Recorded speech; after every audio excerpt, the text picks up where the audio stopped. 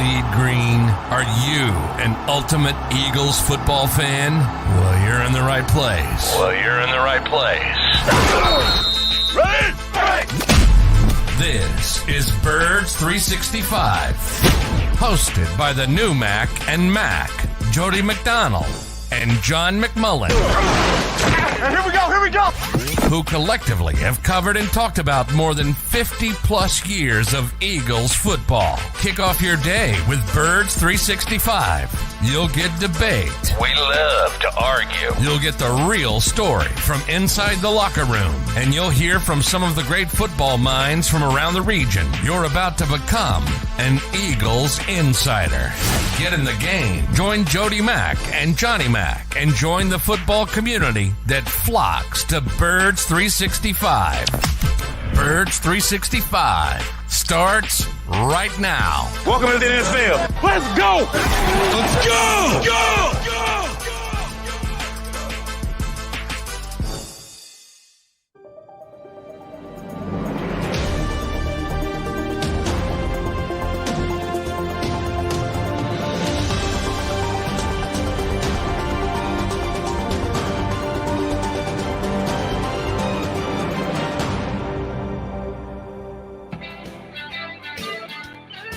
And a good morning, Birds fans. For the final time here in 2022, you got Birds 365 with your Mac and Mac guys, John McMullen and Jody McDonald. J-Mac, busy day for you yesterday down there at NovaCare. Yeah, man. Including a curveball that my partner did not see coming. You told no, me I didn't. I got a lot of I got a lot of spikes of the football about that, but I wouldn't be too sure that I'm ultimately wrong as far as the game goes. I joked, I felt the dateline should have been Langley, Virginia yesterday. That's where the CIA is, for those who don't know. A lot of psyops going on, a lot of clandestine stuff going on with the Eagles. Nick Sirianni went heavy into the competitive advantage card. Yeah, I was surprised he even went down the road of practicing Jalen Hurts, and he did it in a limited fashion. But there were some signs that I wouldn't be so sure, Eagles fans who think because he was on the practice field, he's going to start on Sunday. Well, question for you. What would make you say Nick Sirianni is the head of PsyOps? Haven't we been saying all along this was going to be an organizational decision, that Jalen Hurts wasn't going to make it, Nick Sirianni wasn't going to make it, Howie Roseman wasn't going to make it, the team doctor is probably at the top of that list? No, by the way, they're all going to be in collaborative step to make this decision. You don't think anything changed, do you? No. The PSYOP part of it is making New Orleans think they might see Jalen Hurts and that kind of nonsense. And that's Nick's purview because he doesn't want people knowing who's going to start at right tackle. I mean, he flat out, we're not allowed. We know who's going to start at right tackle. We can't say he's going to start at right tackle. That's absolute stinking nonsense. But that's how deeply this team is rooted in competitive advantage. And they think they're going to get this huge advantage. So when it comes to the quarterback, we don't know who's going to start at quarterback. It could be Jalen Hurts. And you just talked about if he's healthy, he's going to play. But there were signs that he was not healthy, and that's what I'm talking about. Started with the ball security drills. As you go to practice, what the Eagles do, obviously you stretch and then you do some individual work with your different position groups. And Jalen was taking the first team reps in that individual work ahead of Gardner Minshew. And then you start the team drills. And we're in for a very short portion of this. And the first thing the Eagles do is these ball security drills, where basically all the guys who handle the football go through a gauntlet of coaches and staff and support staff with pads, and they have boxing gloves on sticks, and they whack them with the pads, and they hit them with the boxing gloves. to try to obviously make sure their ball security is good. Jalen didn't participate in that. Always leads it. He's at practice. He didn't participate. And these are, football pads, those little things that blockers go up against. And if he's not going through Shane Steichen him, whacking him with a pad, how is he going through Cam Jordan and Demario Davis and Tyrann Mathieu on Sunday trying to whack that shoulder? That was the first sign. Second sign, they kind of mixed in Gardner Minshew with some early, and I don't even want to call them first team reps, but when they're working sort of with the running backs and things like that, just throwing the football a little bit. And then Dallas Goedert in the locker room, stuck to his guns. We don't know.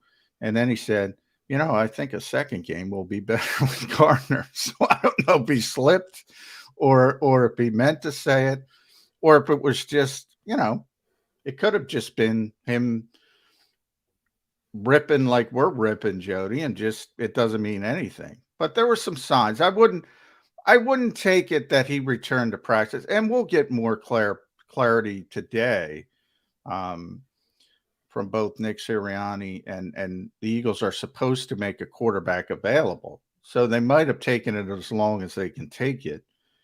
And if that quarterback's Gardner Minshew, it's probably going to be Gardner Minshew on Sunday. Understood. He did not do a lot in practice. He did just enough to tease everyone and whet everybody's appetite and keep everybody guessing whatever competitive advantage they think they're going to have over the Saints by holding back the information for as long as they possibly can. If they want to play this game and actually think it gives them some kind of an advantage, more power to them. But the way that the practice went, the possibility of my out in left field, outside the box suggestion is still sitting out there as a possibility that Jalen Hurts could be active for the game, but be standing on the sidelines when the Eagles go out for their first possession with Gardner Minshew as their starting quarterback and the quarterback that you hope plays the entire game. And Jalen never comes off the sidelines. And the role that he serves is a safety net, that you only break the glass in emergency. And if you have to put him in, you put him in. But if you don't, he gets the entire week off. If he had not practiced at all, that would have been highly doubtful. If he had fully practiced and taken all the reps, well, then he's good enough. He's going to start. The fact that he partially participated in practice still keeps that open as a possibility. Well, it might keep it open for you, Jody. It ain't open. It ain't in left field. It's out of the stadium. And by the way, on the last show of the year. So you're going to roll with this again, John, after you said you doubted that he was going to practice yesterday. You're saying there is 0% chance that this happens. I said, first of all, and it bothered, not you, but I said, I don't think he's going to practice. Right. And he did practice a little bit. I didn't report he wasn't going to practice. So a lot of fans get that misconstrued. However, yeah, I mean, feel free. I'm going to be here on Monday. Feel free to spike the football if that happens. Feel free. I mean, spike it 1,000 times because, yeah, I mean, do it. I'm telling you to do it. I'm also telling you there is no chance in hell the Eagles are going to do that. If he's ready to go, he's going to play. And if he's not ready to go, he's not going to play. And there's no world where they're saying, oh, if we need Jalen Hurts for 10 plays, 15 plays, there's no world where he can play 10, 15 plays, but he can't play 60. They're not going to do that. I know Nick Sirianni. He's not going to do that. He's not going to do that. He's not going to do that. I could say it 100 times. He's not going to do it. The one thing that either you don't want to factor in, you're not factoring, or you're not accepting the possibility is he doesn't play. Let me get this part of my wacky theory out there. Best case scenario is he never sees the field. He is activated. He is in uniform. He never actually puts the helmet on, but he is there solely in case of an emergency. and Gardner Minshew starts and takes every single snap. If it's a blowout and the Eagles are up 35-7, Ian Book off the bench to take the last couple of snaps, and one of the 10 defensive linemen that the Eagles regularly dress on a Sunday could go down to 9 just to give Ian Book a roster spot. I'd activate all 3 quarterbacks just in case. My job is to protect Jalen more than anything else, but I need him just in case the game is sitting there as a 3-point game with 12 minutes to go and the Eagles are trailing, and I need to pull this game out and not have to worry about the last week of the season. All right, now I'm going to say I respect your level of thinking. I respect your level of layering, because I could see that scenario more than the first scenario. In other words, he ain't playing. But after going through what I went through yesterday, and by the way, when I say he ain't playing, if he's not starting, he's not playing. That's what I mean. So I got to make this very clear for people. Right. You know, after I went through what I went through yesterday, you know, would Nick go that far to try to fool the Saints into thinking, oh, Jalen Hurts is dressed on Sunday, he might play? Is he crazy enough to do that? Yeah, I could see that more than him playing, and more him dressing as the emergency backup. I could see that. You would have to have a third quarterback dress because you need a backup quarterback. Ian Book would need to dress because Ian Book would be the one coming into the game playing. Even if they're losing, even if they need a touchdown late in the game and Gardner gets injured, it would be Ian Book coming into the game. So what I'm saying is, if he's not starting, he's not playing. That's what I'm saying. Now, is Nick, I just went through this nuttiness yesterday with, again, not only the quarterback, but the right tackle, which, I mean, come on, right tackle. I mean, you know, I get frustrated with that part of it from the Eagles' perspective. But give Sirianni credit. He's been consistent. He's done this since day one, since he took over as a coach, even a wet behind the ears head coach. He He's has, been a let me get that competitive advantage kind of guy, even if you roll your eyes at it. He's always done it this way since he took over. He has, but he's gotten worse. You think so? But there's no question he's gotten worse. And, you know, by the way, he does these off the record things with us on Fridays. And ever since, by the way, the beat reporters, nobody's ever burned Nick Sirianni. Nobody's ever reported something that they weren't supposed to report or said was off the record.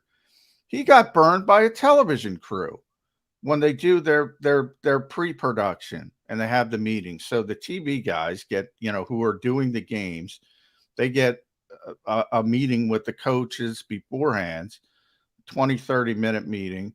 And they're a lot more liberal. Like, they don't seem to understand off the record means off the record. And he got burned once by TV people. And now he's taken it to this level that is ridiculous. And, you know, there was also some hinky stuff going on with Miles Sanders, you know, showing up on the injury report with a knee injury, and all of a sudden Devin Allen's taking kickoff returns. So then my wheels are turning. What the heck is going on there? Because Boston Scott's been doing a great job as a kickoff returner. And then I start thinking, well, if Boston's got to play running back, maybe they want to take kickoffs away from them, not put that on the plate, and maybe they're going to elevate Devin Allen to return kickoffs. I don't know, but this is kind of the stuff that's going on there. And yeah, I mean, it's not only the Eagles, but the Eagles are taking this to a ridiculous level. And because I say this, sorry, Jody, real quick, last point. The Saints are preparing for Jalen Hurts. And I said this last week. And if you're prepared for Jalen Hurts, you're prepared for Gardner Minshew. It doesn't make any sense. And by the way, Nick says all the time, when we talk about Micah Parsons or players like that, or anybody or significant players. We worry about ourselves. We do what we do. We prepare because we think we're good enough. So do other teams. And he should know that. He should know that. Yeah, but other teams are 13-2. So you can. Oh, he's got more talent. Preparation is what is necessary. And if you are 13-2, you can throw your chest out a little bit more than a team that's 6-9, even though they are still legitimately in the race for that division. They're also 6-9. Did the Eagles bring in anyone to practice, to work out, to look at the defensive back position, assuming that Maddox is going to be out for more than just these next 2 weeks?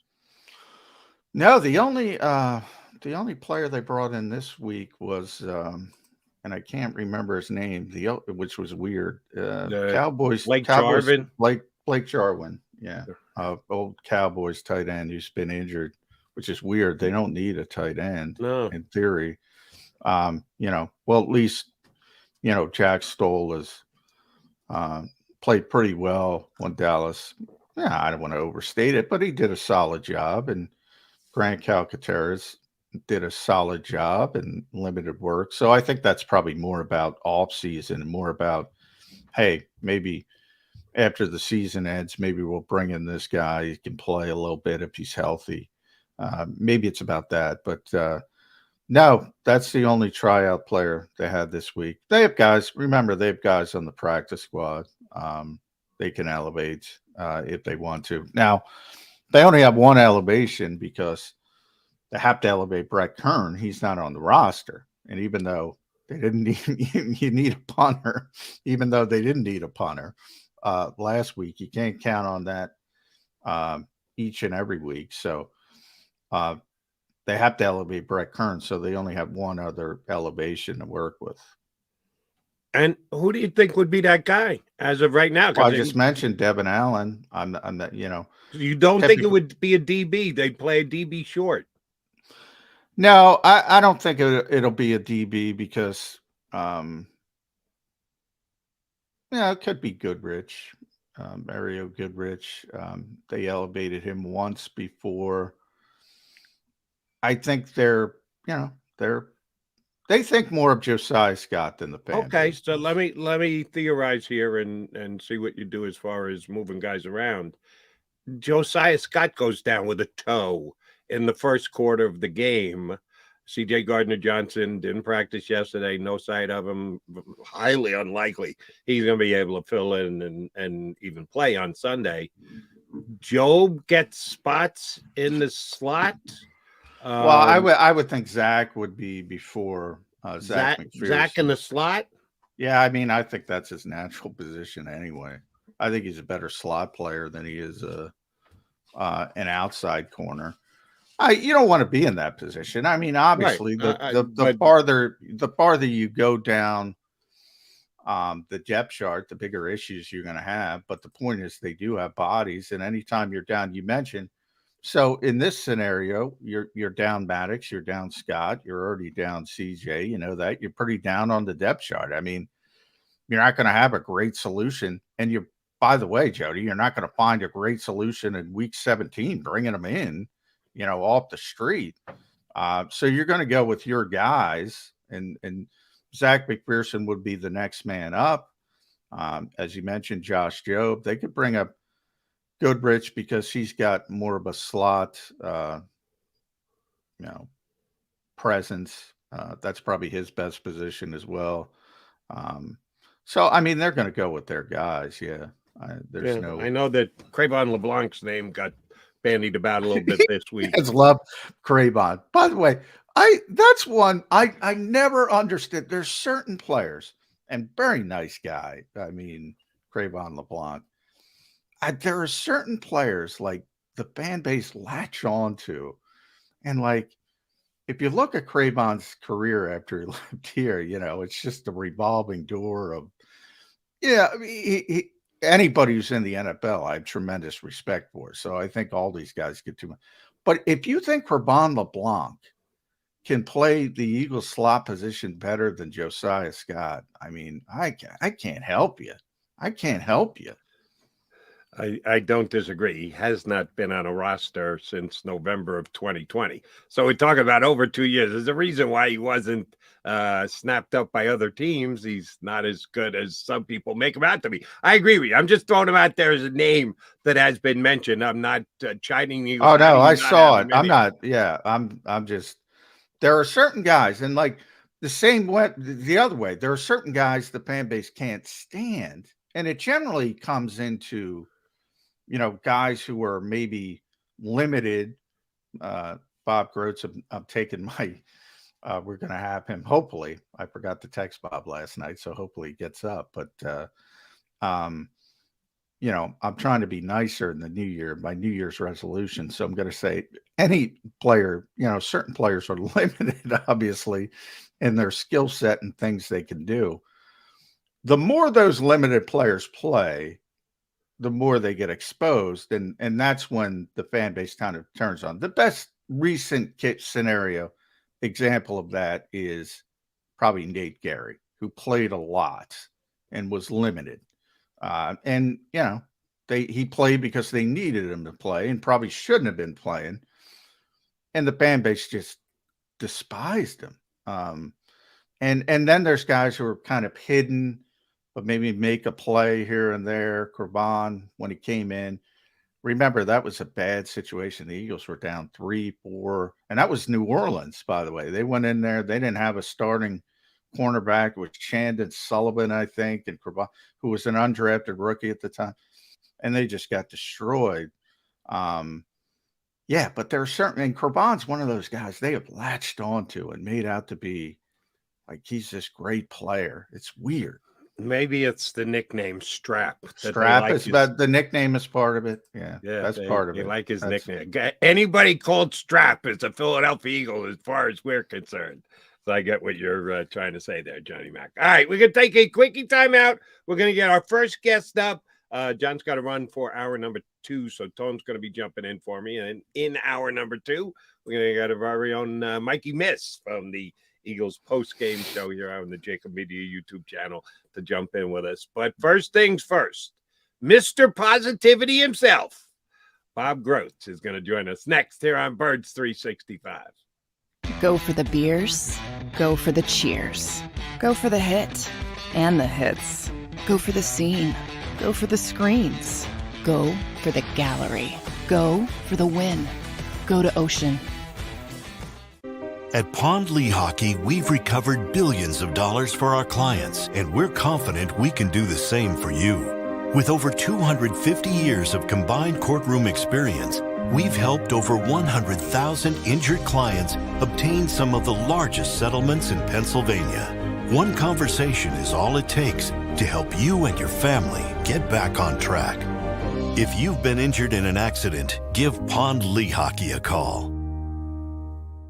Number 1, Jeff D'Ambrosio. Destination Downingtown is rolling back prices for December to remember. For a limited time, you can own, not lease, brand new 2023 Jeep Wranglers for only $30,995 or $339 per month. New Rams starting at only $30,995 or new Ram 1500 Bighorn Crew Cabs $189 per month. Zero down can deliver. Get the price you want, the selection you need, and the VIP treatment you deserve. Jeff D'Ambrosio, Destination Downingtown, Big Finish Sales Event.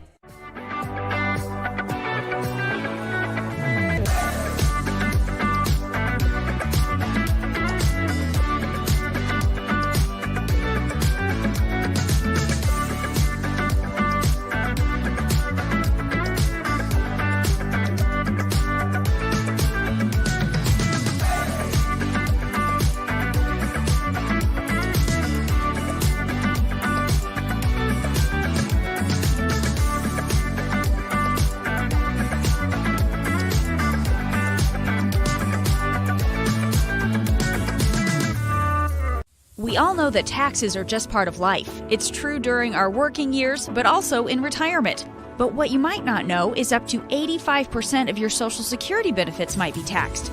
Our team at Thrive Financial has helped retire thousands of people across the Delaware Valley by asking questions they never knew they needed to ask, including how their Social Security benefits might be taxed. It's time to be proactive on taxes.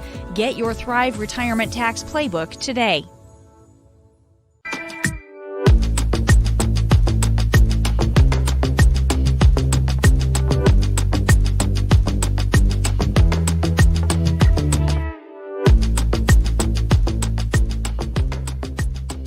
post-game show with Seth Joyner, I knew that they had a running game. Derek Gunn, He has put in the effort. Devin Caney, Had we not won the Super Bowl, what would we be saying? and Mike Missinelli. Well, you know who Philly is. Post-game, now streaming on the 6ABC family of apps.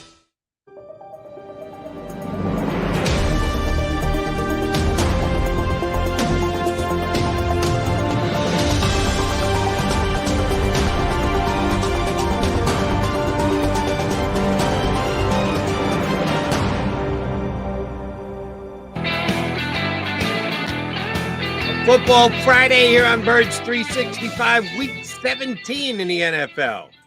And Eagles haven't locked up anything other than a playoff spot. How will Sunday play out? Where do we sit? We head to Delco to talk to our buddy from the Delco Times, Bob Groats. It looks like you got a haircut there, Bob. You're looking good, pal. Yeah, hey, it won't be long. I'll be the third back. There we go. You're catching up to us, huh? Yeah, it won't be, Hey, it won't be long. You still got a hell of a lot more than either of us do. Yeah, but, to get ahead of the show a little bit, they're going to clinch this weekend. No doubt in my mind. And who was going to lead them to that clinching, Bob?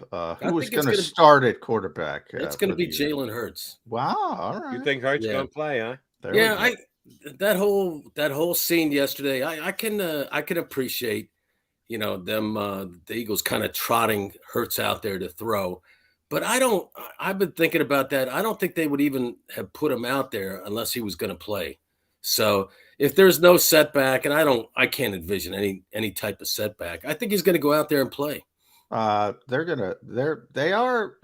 going full board when it comes to competitive advantage. Here's how I think, which just makes it strange. You're right. The concern to me is he didn't participate in the ball security drill. But if you want to take it another step, they could be trying to fool the media to say he didn't take part in the ball security drill for the Saints, and then he shows up and he plays for the Saints. So there's a number of levels you can go. But, should they panic? This is not a good football team, the Saints. Clearly, you're teetering on his availability. Is there too much panic worrying about the Saints? Shouldn't they be able to beat the Saints with Gardner Minshew?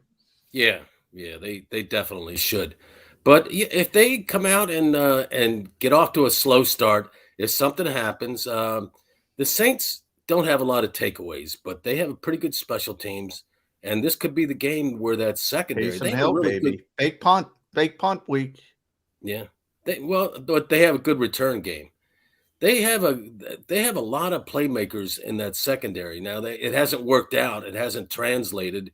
But if something like that happens, if they get hot, hey, that could be problems for the Eagles. And they can also run the ball with Kamara. And now wait, whoa, time out, Philadelphia. Which is it? You started by saying, Eagles are in. Don't worry, they've already clinched it. Now you're running down all the potential problems they could run into. Which one are you leaning toward, Mr. Groats? Well, all right, here's the way I'm putting it. The Saints have to play a perfect game, and the Eagles have to come out and start slow. So, and I don't see that happening. Okay. But, do they have a puncher's chance? Yeah, definitely. So, the Eagles have played pretty well in the games after they've lost, not just this year, but last year. They've come out pretty well. So they got that going. But, the quarterback thing, you just don't, there's some variables here that could make it interesting. But I still don't see it being a problem. By the way, Kamara, I don't think Kamara's practiced this week. So I don't know. But they expect him there for the game. It was personal reasons, so who knows what's happening. And I think Kamara's going to play, but I got job. A guy like him, how could that not help him having a few days off to rest his legs? That's a good point. Good point. This year, after the only Eagle loss was the Indianapolis game, where they trailed in the fourth quarter against a mediocre team. So I'm not sure I'm buying into you. They got this bounce back ability after losses. They only had one, and they by the way, Jody, by the hair on their chin. But that second half, Jody, they played really well in that second half, especially the Jalen did. Jalen, defense just turned it around. Played well. Defense played well. Jody, I want you to throw your theory at Bob because I want to hear his. I love Groats, but I don't know if he'll. I told you they were going to start 9-0 this year, right, Jody? No. That's not what we're talking about. Something else. If you haven't been watching the show, I threw this out on WIP 2 days ago and have been getting responses ever since. By the way, bunch of Eagle fans thought it was pure genius yesterday. Oh, well, yeah, I know that, Jody. That's not a feather in your cap, but throw it at Gross. Right. The only thing that matters is what happens on Sunday. I've suggested, and yesterday's partial participation by Jalen actually bolsters my argument a little. I think that Jalen Hurts will be active. I'm saying this is a possibility. He could potentially be active on Sunday, but not start. That Gardner Minshew starts. That the Eagles activate all three quarterbacks, and Jalen Hurts' sole purpose is, in case of emergency, break the glass. If Gardner Minshew goes down on the 6th play of the game, if the Eagles are losing 17-10 with 12 minutes left to go, then Jalen Hurts goes in for whatever limited amount of time they need him to, knowing full well they're putting him at risk. But it's a risk-reward thing, and it's worth it because you desperately need the game. He is the backup or third-string quarterback. You can even activate Ian Book. So just in case you're up 34-7, and that's when Gardner gets hurt, you go, Ian, go in and hand the ball off because we're not putting Jalen into a 34-7 game. Is there any chance he is active Sunday, but never sees the field because they want to stay in protection mode? I think if he's active, he starts. I don't see him coming off the bench. For Gardner Minshew, yeah, I don't know, Jody. I appreciate what you're saying, but didn't Gardner Minshew start last week? And he's got a very good chance to start this week. And both you guys are laughing at Gardner, really?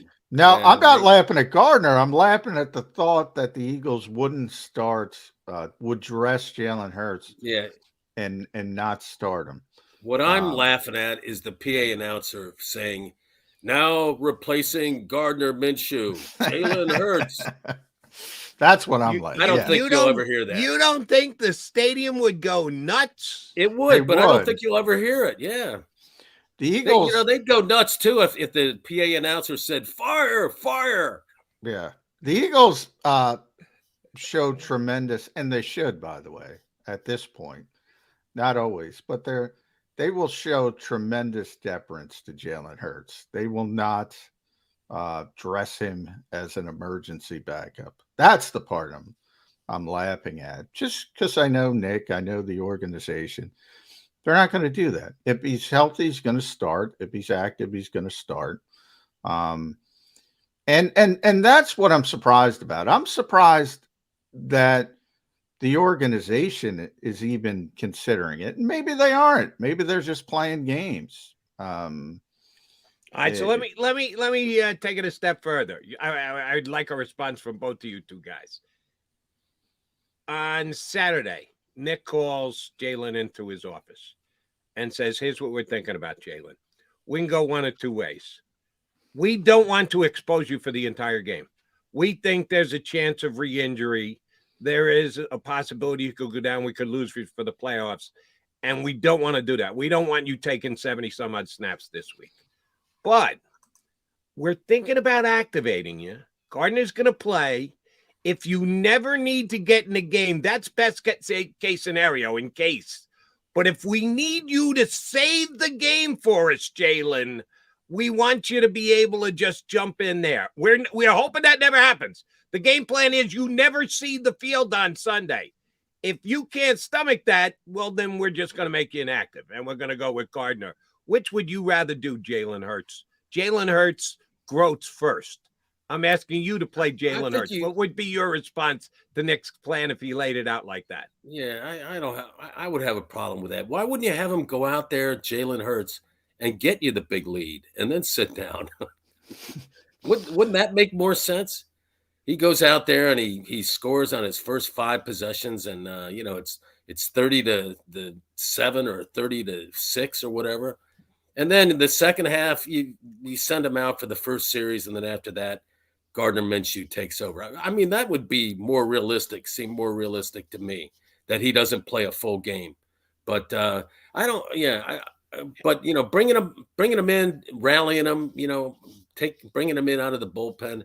No, that would be that. All right, I think John's right. I don't think that's the way they would. You gave us a good analysis there, but you didn't come close to answering my question.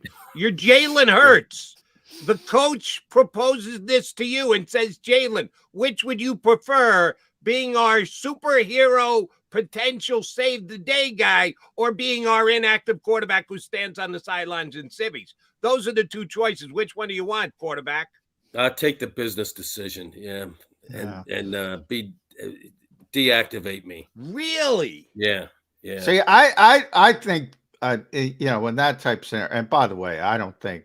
Let me just state, I don't think Nick Sirianni in a million years would do that. He would never. He wouldn't. If he did, I think it would be the start of the fracture of a very good relationship. Number one, but yeah, Jalen would play because Jalen guy would cop an attitude about that, huh? Jalen, well, he's a human being. He'd say, "Why don't you start me?" He goes, "No, you gotta. I'm not coming." I believe Jalen would do whatever. Well, do you believe Jalen wanted to start last week in Dallas? Yeah, I do. Well, then why wouldn't he have a bad attitude now if the Eagles chose not to start? Because he's not starting. Because you're not asking him. You're asking him to be the backup. Yeah, if that's he's a big deal. Yeah, he'll go out there and play. That's a big deal. Yeah, it is a big deal for players.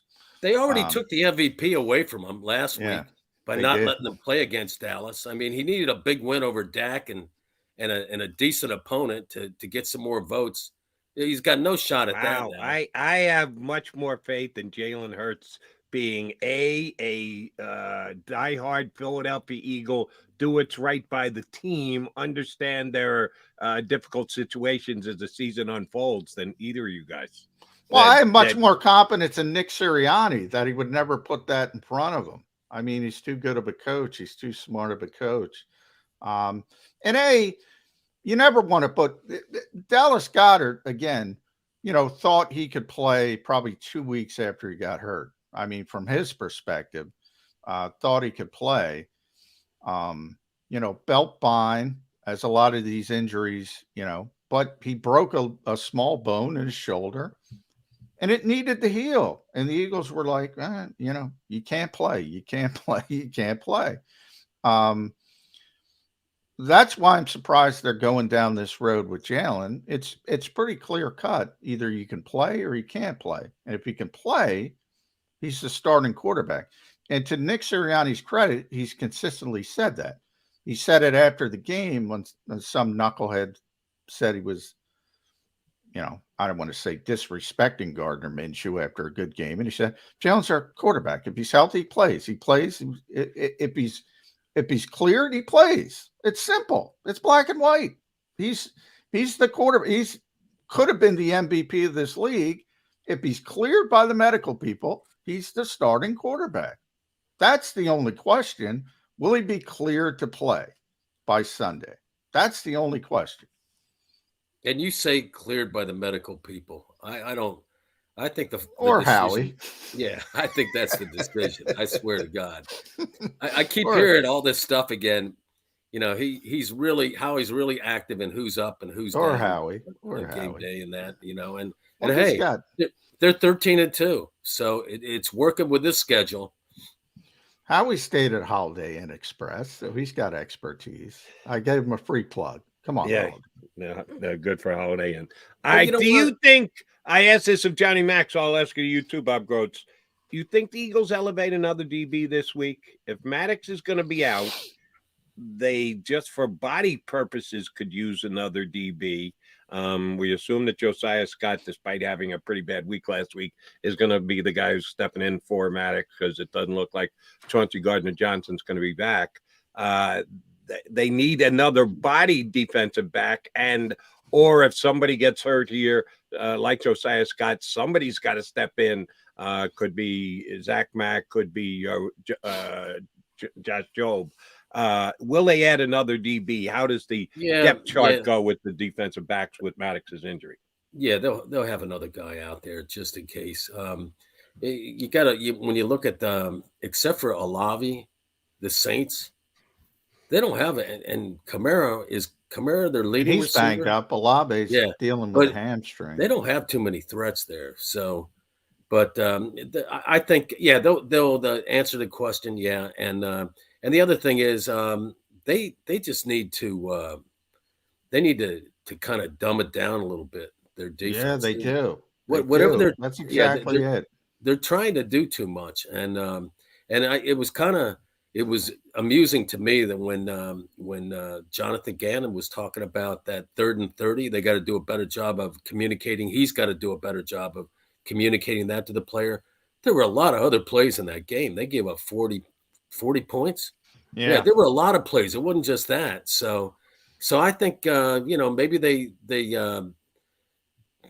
dumb it down a little bit, make it a little bit easier for these guys to grasp. And but exactly what I said. Great minds think alike, Bob Groats. And you can't expect Josiah Scott to do what Avonte Maddox does. You can't expect it. It's silly. No. And that pass rush is really going to come. I mean, at home with don't forget, it's going to be so loud there. You get another split second to get off the ball. It's going to be crazy.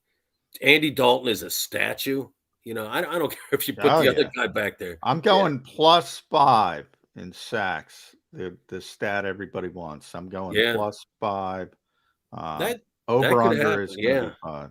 And they will set, by the way, the franchise record for sacks. If they need one more to tie it. Right. That's going to be easy. Yeah. And you'd like to, if they're going to set it, you'd actually like to see them set it in 16 games, so you don't have to talk about asterisks of 17. Yeah. It's still not the same thing because the other Eagles team that had it in '89, I was telling John this the other day. They didn't; those back then teams ran the ball a lot. They didn't pass as much. Yeah. So, those stats were manufactured by the Eagles getting leads and forcing the opponent to throw the ball a little bit more. But that was a different era. So is this going to be the greatest Eagles pass rush of all time? Statistically. No. Yeah, but on that, who was on that? Who was on that 89 team, right? Reggie, Clyde, and anytime you talk about Reggie and Jerome Brown. And they all had double-digit sacks. Yeah. All right, question for both you guys. We're talking about you can't expect Josiah Scott to just plug and play and be Avonte Maddox. Well, the same thing could be said about right tackle Jack Driscoll. I don't care if he's the best. Last week we were talking about, Gardner Minshew, the best backup quarterback in the National Football League. Jack Driscoll, maybe the best backup right tackle. It's a big drop-off. Just like it is from Jalen Hurts and MVP level down to whoever's taking over. I don't care where he ranks against any other backup quarterbacks in the league. Lane Johnson is the best right tackle in the National Football League. So whoever you put in there, there's a massive drop-off. Do they game plan around it? You can't just plug the guy in. The tight end more on that side. Right. More 12. Keep a back in to help on the blocking. How does Steichen cover just in case Jack Driscoll isn't Lane Johnson? All those things that you just mentioned, and they run the ball more too. When you have typically that's what happens when you have a replacement there. To get in a rhythm, you run the ball. Now, Jack Driscoll isn't the greatest run blocker, but he's decent, and you still got 4 of the guys in that line they're all Pro Bowl level. I mean, every last one of them, and a couple are going to be all pros. So, Lane won't be out there. So you do miss Lane, but come on, 4 other guys are still there. Yeah. I mean, that's pretty good. I mean, that's impressive talent there. And that's why, Jalen's had a great year. And I think AJ Brown is the unsung, MVP of the team. He just gave him a swagger. But for all as good as they've been, that offensive line has really carried the offense. I mean, if you're being honest, I mean, it starts up front, right? Definitely with the Eagles. So even with 4 guys, I think you're okay. Well, let's talk about the running game, Bob, because I think that was The most noticeable aspect of Jalen Hurts' absence, the Eagles threw the football great for the most part against Dallas. Big numbers. He didn't like the 2 interceptions, but there's some rust with Gardner Minshew, year off, all that. Quez could have fought for the football, yada, yada, yada. But that inside zone, everybody has, hey, just hand the ball off to Miles Sanders. Well, that's what they did against Dallas, and it wasn't too effective without the threat of Jalen Hurts being that +1 in the running game, taking the football out, zone read. Wasn't as effective. 3.1 yards per carry, another fumble, and Miles got hurt, hurt his knee. Now, it looks like he's going to try to play through it. Is it just as simple as hand the ball off if Jalen Hurts isn't out there? Yeah, no, that definitely. I mean, Hurts definitely opened it up for Miles, and he put some doubt in that defense. He kind of froze defenders, including the defender who was mirroring him or shadowing him. I mean, so yeah, you're gonna, and even if he plays this weekend, I'll tell you, I'm looking forward to what the game plan is being, like Nick and Shane, what is your game plan with Jalen in terms of keeping him healthy and whole through this game? That to me is a fascinating caveat here. Like, what are they going to do? And because if I was become a pocket quarterback, do you take that a little bit more? He did that this year, and I have to think about the game, but he did that a little bit this year. He stayed in the pocket for a game. And he had a lot of success. Week 2, Minnesota just played that zone, and he just cut them apart. So he proved he can do it. Yeah. Now this is a much better secondary, if you ask me. Yeah, with the Saints, and their numbers reflected in the pass defense. But truth be told, I'd be a little bit. I mean, Jalen wanted to play last week, and I don't think the injury is as severe as missing a game. I don't know, but I heard that it wasn't that bad. Okay. And look for him to be out there. I thought he was going to play last week in Dallas. So the fact that he didn't also tells me this, that there was a little bit of a lack of confidence in this offensive staff coming up with a game plan with Jalen Hurts where he could be protected, Wow. So that they might have a little bit of an axe to grind there. I mean, they're all on the same page, they make so-called group decisions. Time out here.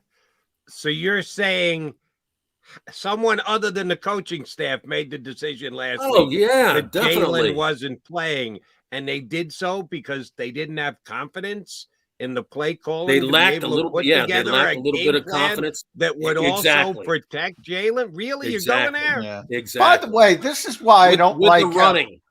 This is why I don't like how the Eagles handle injuries, because they think they're being smart with all this clandestine nonsense, but it just creates more uncertainty. And we're going down the path of, is it Howie? Is it the medical staff? Is it the coaches? Are they trying to protect Jalen Hurts? Could he play against Dallas? Could he not play against Dallas? I think they hurt themselves by the way they act with this competitive advantage nonsense with these injuries.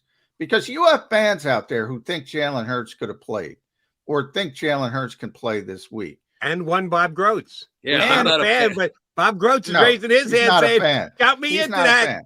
I'm not a fan per se, right? Remember when Darren Sproles tore his hamstring, Bob? Yeah. And they told everybody for weeks, oh, he's got a little hamstring injury. And all of a sudden, 2 weeks became 3 weeks and 4 weeks and 5 weeks and 6 weeks and 7 weeks. And there were fans out there saying Darren Sproles is not trying. Darren Sproles, who might be the hardest working guy in the weight room you've ever seen, is not working hard to get back to play. You create this blowback narrative when you're not being honest. I think the Eagles not being honest creates all these different avenues and all these different tentacles. Does Arch Denoda say Jalen Hurts can play or Jalen Hurts cannot? He should be the only guy making that stinking decision. The only guy. And again, the only guy. I don't know the extent of that injury, obviously, but I really do believe that is a component in here, Jody. I kind of which is another reason why I think he's going to play this week. Wow, if that's the case, to justify that, but Bobby, you may be right. None of us know for sure, but if it is the case, wow, that's a major divide between the front office and the coaching staff. I wouldn't call it a major divide. 13-1, and you don't have enough confidence in the coaching staff to be able to come up with a game plan to keep your quasi-injured quarterback upright. You're right. What more does Sirianni have to do than go 13-1? That's a great column idea. Yeah, there we go. Take it, Bob. Give it to Jack Mac. Do what you need to do with that column. Because I want to read it. Go with it, boys. And let's be honest. I hope you're both wrong. I hope the column goes up in flames. You might be right, but let's be fair. Because that's sad if that's the case. Let's be fair. They've had some pretty good plans this year. They've had some great plans. They had a great plan against Trayvon Diggs. They had a great plan. Jalen taking off against the Bears. I think a lot of that was on his own. So there's only so much the coaching staff can control. But if I'm on that coaching staff and there was a chance that my quarterback could play, and they're saying, no, we're going to sit him down, you guys. This is best for the organization. This is best for the Eagles. I'm thinking, so you don't give a shit about. Oh, excuse me. Yeah.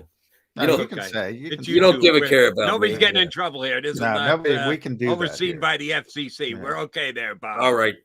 Yeah, but this is going to be it's going to be interesting to see if he plays, number one, and number two, what kind of a game plan are they going to have for him? I fully think he's capable of operating in the pocket and running less, and them being equally effective. So. At Bob Groats, Delco Times, we're going to be looking for that. So read them there. We want to see that column. I think I missed that column. Yeah. But you know what? After the game, scoop it up. I'm sure the coaches will be willing to talk about that, right? Yeah, Nick, I'm sure. Since we've gone so now, far, race down to talk to the coach right now. By the way, I'll see you up there today, Johnny. Yeah. So far, we've gone so far outside the box today. I want to go there one more time. Between Groats saying the coaching staff doesn't have the confidence of the front office to be able to come up with a game plan for a quasi-hurt Jalen Hurts. For me saying Jalen Hurts will be activated and be the backup quarterback. We're going to great lengths here today. I should be turning my tape recorder on. That's the first two paragraphs of the column right there. There you go. For God's sakes. Here's the other one. Is the Eagle coaching staff, and if they do, shame on them because they can't even come up with a game plan, so they shouldn't be distracted. They should be narrow focused. But will they be watching the scoreboard? That if the Giants go up 28-0 on the Colts, and the Giants are coming in next week with nothing to play for, and that game becomes it's damn winnable to begin with, just because they've already played the Giants and kicked their asses up in New York. They should be able to beat them again. Now you're bringing in a less than stellar Giant squad because they're going to protect their players because they've already clinched and got nowhere to go in the playoffs. Does the score of the Giant game factor into any decisions the Eagles make second half on Sunday? No, they're not going to have to worry about any of that. They're going to be, Jody, they're going to be so far ahead. Now he's back to Mr. Positivity. This one's never in doubt. I don't have any respect for the Saints. The stadium's going to empty out at the end of the third quarter because it's New Year's. I hope so. It's going to empty out. You're going to have some people stagger out, other people, walk out pick up hair of the dog to pitch in the parking lot. It'll be By Yeah, mid third quarter is what you're telling me? Yeah, Andy Dalton. Oh man, he's going to look like a bug that The falls Red on Rifle, 3-0 lifetime against the Eagles. Yeah, the red 3-0. pop gun. The red 3-0 pop gun. lifetime against the Eagles. That's a Jeff Kerr stat, right? Oh, we get a Jeff I Kerr. gave up. reference. Where did I see that? Oh, Is it Inside the Eagles? My buddy Jeff Knox. I saw believe that it. one. Good for him. You know how when a bug falls, some of those bugs fall on their backs and they can't turn over. That's gonna be Andy Dalton around the second quarter sometime. You know, they're gonna have to turn him over. If I tell you it's 17-13 Eagles with 12 minutes to play, you're not sweating that, huh, Bob? No, I'm not seeing that. I'm not seeing it. I'm not seeing it. Yeah. Okay, we shall see. Mr. Groats, it's always a pleasure. Feel free to stay away from John spilling coffee on you this afternoon. And or Sunday. I'll never live down the incident, Bob. The incident still lives. Game. John has stepped up his game. All right, you guys. I'm going to leave the studio if that's all right. All right. Thanks, you Bob. do that, Mr. Groats. Have a good day. Drive safe. Drive safe. He's clean. He cleans up nice. That's a nice new haircut he's got. He's catching up to you. He's still got a big lead on you and I when it comes to follicles, but he is always entertaining whenever he jumps. That's why, Jody, that's why I don't like how the Eagles handle these things. I got to tell you, now that they put him out there, I was just thinking what Bob was saying. Now that they put Jalen on the practice field, you're going to have people saying he could play, he didn't play, They're being cautious with him. They don't think about this stuff. They don't think about the back end when they do all this clandestine nonsense and there's all this back and forth. Just be honest. Be honest. Be honest with the injury from day one. Say it's a grade 2 SC sprain or a grade 1, which would be better. Then you don't have these problems. But they're so concerned about creating this little sliver of competitive advantage against a bad football team, by the way, that you shouldn't even need. I don't get it. There's not much I've criticized this coaching staff about this season. I'll criticize them about this. There's no need for it. It creates unneeded problems. You know, they get advice from the PR staff and they say, if you do this, they're going to write 15 stories. If you just be honest, they'll write the story and that'll be it. But then you have all these speculative stories. That's what we're doing here. That's what we have to do. Sure. Guess what? Guess why? Why do we have to do it, Jody? Because we don't know. So we got to speculate. That's all we can do. I think it's a matter of degrees. I think that in the right setup, keeping information close to the vest, not telling people some things you already know, I actually do think there can be a competitive advantage. You said it earlier. Jack Driscoll, we know he's going to play. You know he's going to play. We know he's going to play. The Saints know he's going to play. I don't know if he's going to play, Joey. All right. Who do you know more is going to play this week, Jack Driscoll or Jalen Hurts? I'm not allowed to say that. I'm not allowed to say that, which is part of the. Of course, you're allowed to say it. It's Birds 365. I'm asking you your opinion, Mr. Eagles beat reporter. You got to say something. I'll say this because I know who's going to start at right tackle. I'll say this: Oxum's razor. So people look that up. And you'll know who's going to start it right there. That's one of our streamers here. He comments on the show. Occam's razor. Then he's going to get it. He's going to get it. He can figure it out, huh? Yeah. All right. See, if it's something as obvious as that, whether it's on the record or off the record, yeah, you can go ahead and go on the record with that, coach, because everybody and his brother pretty much knows that. If you want to hold Jalen, the quarterback, and the difference between, and you say they're preparing for Jalen Hurts, so they just naturally prepare for, there's a difference. If I didn't know, if I'm the defensive coach in New Orleans, I'd rather prepare for both of them, because if I prepare for Hurts and then Minshew starts, he plays a little bit different. I prepare for Minshew and Hurts starts, we're screwed because Jalen can play different. There is a spot where competitive advantage, I think, can work for a coach. And I don't mind Sirianni playing to it, but he takes it to outrageous levels that both you and I get annoyed by. So on that, we agree. All right, J-Mac, before you exit stage right, you need to go on the record and give us a pick on the Saints and the Eagles on Sunday. Yeah, I think the Eagles win the game relatively easily. I think, the Saints offense isn't capable of keeping up with even a Gardner Minshew-led offense, that the Eagles proved they can move the football already with Gardner Minshew. I don't see why that changes. The Saints defense is pretty good. It's not certainly a bad defense. But the Eagles have proven they can move the football on just about anybody. They just are gifted. And Lane Johnson's not going to be there, and I get that. So maybe there's a few more hiccups than normal. I'm thinking 27-16 game, something in that range. 27-16. So double digits they win by somewhat comfortably. Relatively easily. That makes sense to me. Johnny Mac, thank you much. You and I be back here on Monday. All right, bud? All right. Happy New Year. Last show of the year. Happy New Year to you, McMullen. Yes. And January 1st, Eagles 2023 begins. And we will try not to screw it up as badly in 2023 as we did in 2022. Let's see. We're up to 437. We'll sneak in another 200 shows next year, unless they fire one or both of our asses between now and then. More likely to be me. All right. J-Mac, Happy New Year, bud. Thanks, Jody. Appreciate it. Thanks, Tone. The John McMullen half of Mac and Mac here on Birds 365 has got to go and get some more inside information from Nick Sirianni that he's not going to talk about here on Birds 365 because he's not allowed. Yeah. Instead, we'll get Tone coming up next. He's going to jump into Johnny Mac's spot, and then Mike Missinelli from the JAKIB Media YouTube channel post-game show is going to jump in with us in less than 20 minutes now. So keep it here on Birds 365. Go for the beers, go for the cheers, go for the hit and the hits, go for the scene, go for the screens, go for the gallery, go for the win, go to Ocean. At Pond Lehocky, we've recovered billions of dollars for our clients, and we're confident we can do the same for you.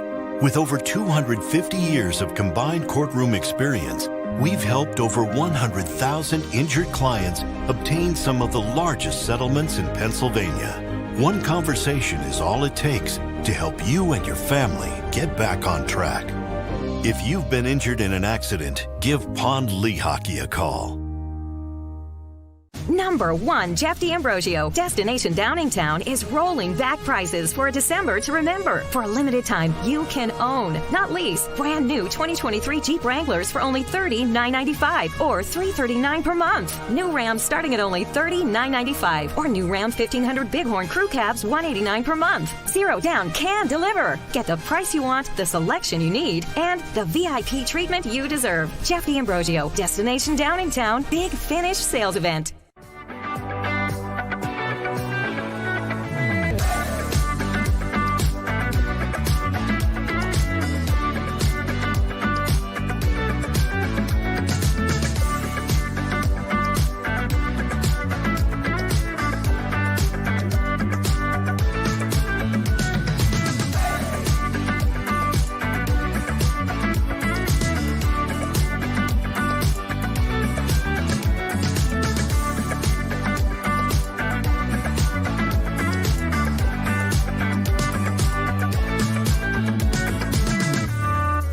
We all know that taxes are just part of life. It's true during our working years, but also in retirement. But what you might not know is up to 85% of your Social Security benefits might be taxed. Our team at Thrive Financial has helped retire thousands of people across the Delaware Valley by asking questions they never knew they needed to ask, including how their Social Security benefits might be taxed. It's time to be proactive on taxes. Get your Thrive Retirement Tax Playbook today.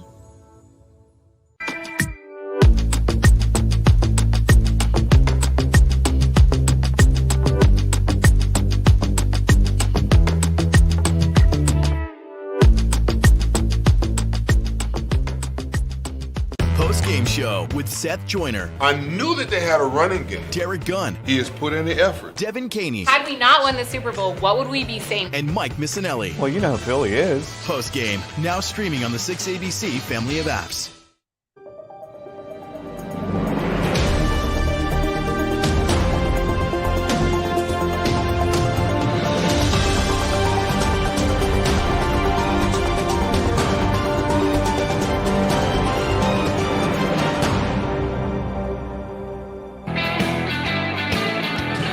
It is Birds 365 here on the JAKIB Media YouTube channel. A Football Friday. Johnny Mac, I think, stage left to go down and catch some inside info from Nick Sirianni.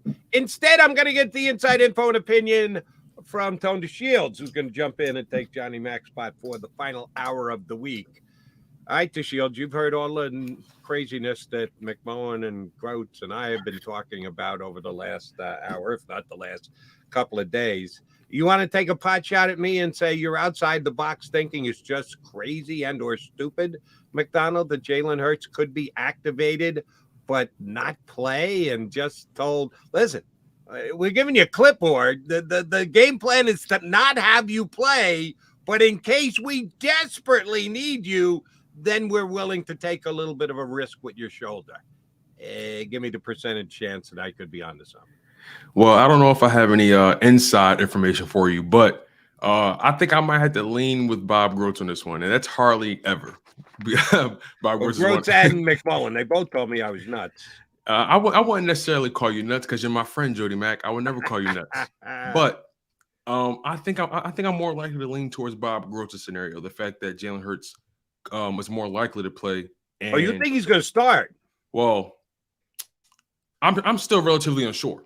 But the narrative that makes the most sense to me is having him play, getting a big lead, and then sit him rather than allowing Gardner Minshew to go out there, play, and then if things get a little hairy, you throw him in and break the glass like you always say. So I just think the Bob Groats scenario is a bit more likely, especially based on how his coaching staff has handled their business thus far. They're more likely to start a guy, then sit him versus allowing him to just sit on the bench and then all of a sudden throw him in there, cold and expect him to save the day. All right, Johnny made an interesting point toward the tail end of Bob Groats' visit with us about the Eagles' run game, because Groats said he expects Eagles to run the ball, could be very effective. Saints aren't great at stopping the run. They're certainly in the second half of the NFL in that category.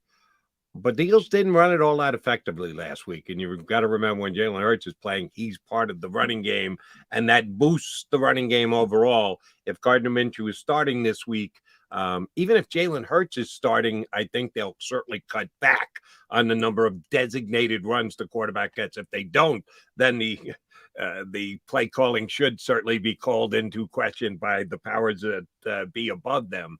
You got faith that Miles can have a breakout game this week? Well, Miles has been in the doghouse lately. He's had a slump, and I fully expect Miles Sanders to bounce back. It's you see with him, it's not really a matter of talent or what he can do. It's just a matter of what you don't want him to do, and that's to not turn the football over. We know he's had an issue with that in his career, and he's been doing well with it all season.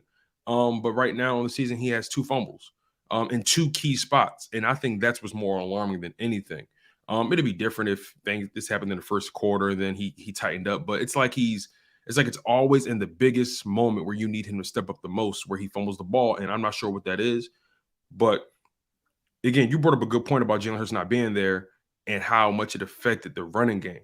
And I've been telling people this for a long time. As a matter of fact, I've been telling people this all season. I understand Miles Sanders is having a career year.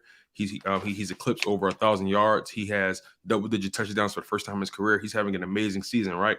But let's not pretend like this offensive line isn't making his job 80% easier. This offensive line with any running back really can average at minimum 4 yards a carry. Miles is averaging 5 yards a carry. So the differential between that is 1 yard, right? So yeah, Miles Sanders, he makes your running attack 1 yard better in terms of average. But Miles Sanders, you saw how limited he was without Jalen Hurts back there. The Jalen Hurts factor is very real. And, we can't pretend like Miles Sanders isn't a beneficiary of that. I don't know if Miles Sanders is a dynamic enough running back where he can be the running game. Right now, he's a part of the running game, but I don't think he's solely the running game. All right, fair enough. Part of that running game, as you said, is the fact that the Eagles have not one of, for me, the best offensive line in all of football. But that's when they're all healthy, and that's not going to be the case with Lane Johnson out for, at a minimum, the next 2 games. Jack Driscoll stepped in last week. He's talked up a good game, that he's a very good backup. That's an Eagles strength, depth on their offensive line. I'm sorry, there's a drop-off. You just don't take a guy like Lane Johnson out of the lineup and not think there's going to be a drop-off.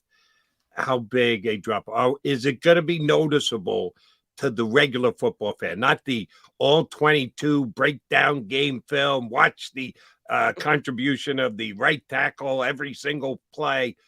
Just the regular Eagle fan, are they going to be able to tell that, oh, shoot, we're in trouble? The reason this game was competitive, the reason we lost, God forbid that happens, that the Saints is, yeah, we got nothing off the right side of the line, and Jack Driscoll is no Lane Johnson. You got any fear that transpires on Sunday? Well, I mean, it all depends who they go up against, right? And I know the Saints, they have a pretty good offensive line with Cam Jordan and those guys, Davenport. So it's going to be really interesting to see how Driscoll responds to that. I think it's going to be imperative for them to put Driscoll in situations that he can thrive in. I know this isn't always about him, but he's essentially the weak link on the offense. So if you want to preserve that weak link, if you want to try to protect him as much as possible, it's going to be imperative for them to get him to get him going forward instead of starting him off going backwards. And I mean, leaning on your running game earlier on, getting his feet wet, getting him warm, and then get him going in the passing and in the pass pro. Because again, Jack Driscoll, he's not a bad player at all, but he's a backup. He's a backup for a reason. He's not as dynamic as Lane Johnson. That's obvious. Anytime you lose Lane Johnson, like you said, it's going to be a huge drop off. Anytime you lose any player of that caliber, it's going to be a huge drop off. So the Eagles could be in they could be in a worse position. They could be in a situation where they have no one to rely on, but Jack Driscoll has shown an ability to come in and be relatively serviceable. So again, it's going to be important for them to put him in situations that he can thrive in. One of my biggest issues, I think this happened in the Jacksonville game. When Mailata went down and I think they threw Driscoll out there, I felt like at that moment they were trying too hard to pass the ball. And my mindset was, get this guy going forward. And that's not the only game it's happened in. If you want to protect these lesser experienced linemen, get them going forward. And then at that point, you build their confidence instead of having them go backwards and now they're backpedaling and they're dealing with a spectacular pass rusher in a Cam Jordan or a Micah Parsons or a Josh Allen for the Jacksonville Jaguars. So again, it's going to be important for them to put him in positions that he can thrive in. I like your line of thinking, except for one thing. The Eagles are a pass team. They have to pass. If they don't pass, then they're doing their chances a disservice because, and I want to take a pot shot at myself here, when you've got A.J. Brown, he's having the kind of year you have. When you've got Dallas Goedert, who comes back, gets the ball thrown to him 3 times, make 3 plays, gains almost 50 yards. My question is not what my question would be, why didn't you throw it to him more? I would have tried to get the ball to him more because Quez wasn't necessarily getting it done on 50-50 balls in the middle of the field. And Devontae Smith, which is where I'll take a pot shot at myself, both here on Birds 365. I did 3 shows on WIP this week. He killed it last week. He maybe had the best game of his NFL career. It's up there. And because they lost to the Cowboys, Jalen Hurts didn't play. They turned the ball over 4 times. All these things, Lane Johnson got hurt. All these things transpired. 3rd and 30 conversion. It kind of flew under the radar that Devontae Smith had this unbelievable game and is right there. The Eagles are lucky enough. They don't have a wide receiver 1 and a wide receiver 2. No, they got a wide receiver 1 and a wide receiver 1. I wouldn't even go wide receiver 1 and wide receiver 1A. No, they got 2 flat out ones. A.J. Brown and Devontae Smith are both that good. And I feel badly that we haven't given Devontae enough props because it was as wild a week as it was Cowboys, the way the game played out. Oh, by the way, he was a star on Sunday against the Cowboys. Yeah, Devontae, man. I've always had a bromance with Devontae Smith, man. I just feel like he's just a pro's pro. He's low key. He gets the job done. He's not flashy at all. He kind of reminds me of Marvin Harrison a little bit. Just that long frame, that lanky frame. A guy that's just so fundamentally, so technically sound. Sure, he may not be as explosive as his counterpart Jalen Waddle, right? I think they both have 2 different styles in terms of how they approach the wide receiver position. Jalen Waddle's more of the yak guy, the sparky, the spark plug, the quick change in direction, the explosion, right? More stout. And then Devontae Smith, he's more of the more technically sound route runner. Footwork is tremendous. Sideline work is tremendous. Hands like glue. Again, not flashy at all, but Devontae, man, he, like you said, he arguably had one of his best games of his career. And, a game that comes close to me, or a game that I probably would trump over that because of the flashy plays of it all, is maybe that Washington game earlier this year. That game, he had so many big catches, so many big moments, so many highlight reel worthy plays. I feel like those two games go neck and neck. Maybe people will put the Dallas Cowboys game above that because of the gravity of the matchup. But man, he made so many big catches in big spots, third downs, and especially on that final drive with Gardner Minshew, he just came to ball. And I think it's about time Devontae Smith starts getting talked about as if he is a number one, because I honestly believe he is. You and I both, and shame on me. I should have been giving him more props all week long, and he may be the guy who helps get them. He's not flashy, Jody. It's totally understandable. He's not a flashy guy at all. He doesn't talk too much. He just goes in with his lunch pail, get the job done, and lays low. Yeah, but you talked about your bromance with him. Mine started at Alabama. I was talking up when he was still a Crimson Tide guy and won the Heisman Trophy when I said he was the best wide receiver Alabama had the year before when they had Judy and all those other guys. I said, I'll take Devontae Smith over any of them, including Waddle. Wow. So my appreciation of Devontae Smith has gone back a long time, and I've been shortchanging him this week, so shame on me. All right, we will not shortchange our next guest. We're going to give him his full 20-25 minutes with us. Very much looking forward to talking to him. The host of the JAKIB Media Philadelphia Eagles postgame show, usually from down the ocean. This past week, home studios. He got to take it easy, so we're going to make him jump on his home studio again. Mike Missinelli is going to join us next here on Birds 365. Go for the beers. Go for the cheers. Go for the hit and the hits. Go for the scene. Go for the screens. Go for the gallery. Go for the win. Go to Ocean. At Pond Lehocky, we've recovered billions of dollars for our clients, and we're confident we can do the same for you. With over 250 years of combined courtroom experience, we've helped over 100,000 injured clients obtain some of the largest settlements in Pennsylvania. One conversation is all it takes to help you and your family get back on track. If you've been injured in an accident, give Pond Lehocky a call.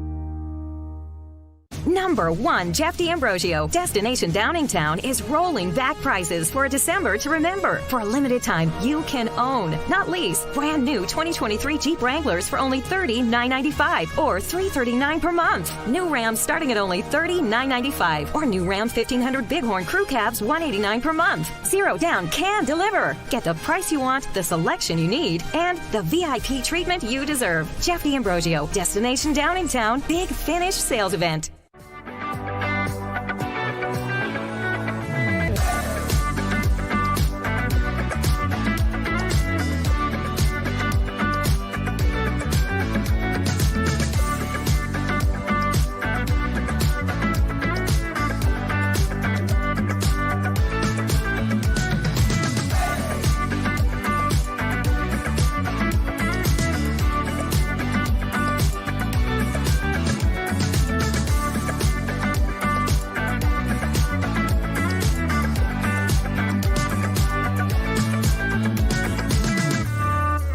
We all know that taxes are just part of life. It's true during our working years, but also in retirement.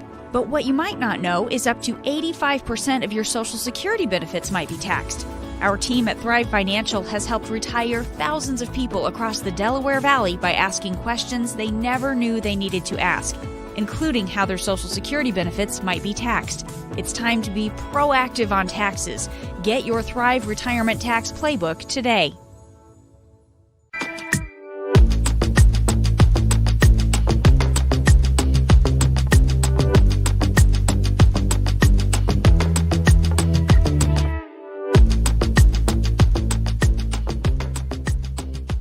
Game show with Seth Joyner. I knew that they had a running game. Derek Gunn. He has put in the effort. Devin Caney. Had we not won the Super Bowl, what would we be saying? And Mike Missinelli. Well, you know who Philly is. Post game, now streaming on the 6ABC family of apps.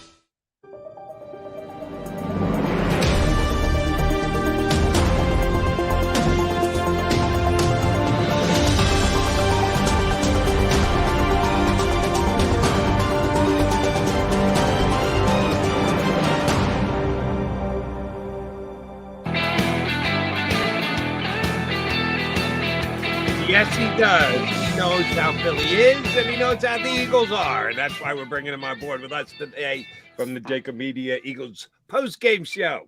Mike Missinelli jumps in with us here on Birds 365. Michael, hope you had a happy holiday. Thanks for jumping in. Yes, and you two guys as well. Good to join you this morning. Our pleasure. Saints this week.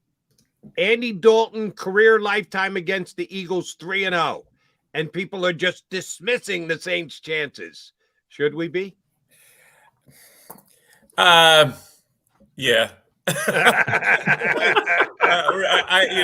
don't think the Saints have the power to go up and down with this team for an entire game. But then you got this quarterback situation, Jody. It's really interesting. I think the okie doke is on because they made it clear to the world that he practiced yesterday, Jalen, and I just think it's for cosmetic reasons. I think that they're trying to, fool the Saints a little bit and having to prepare for both quarterbacks. One is completely different than the other.